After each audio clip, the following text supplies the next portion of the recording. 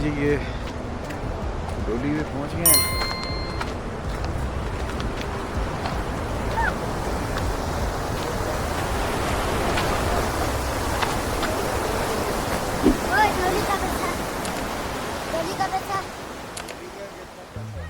Tourism के लिए जो हुकूमत है उसकी तरजीहात और तवज्जो का आलम आपको यहाँ से देख के लगाया जा सकता है कि दूधी पत्थर भी एक बहुत ही फेमस किस्म की झील है और उसको जाने के लिए रास्ता एक ही है, दरिया को आपने क्रॉस करना होता है। गवर्नमेंट ने एक पुल बनाया है तो आधे में छोड़ा हुआ है और तकरीबन पिछले 3-4 साल से वो कॉर्नर्स उसके बने हुए हैं, बीच में पुल नहीं है, तो जिसकी वजह से फिर जिस टूरिस्ट ने भी आगे जाना है तो वो एक छोटी सी डोली में बैठ के जाता है जो कि इंतहाई तंग सी है और उसमें बैठ के जाना भी एक तरतब करने से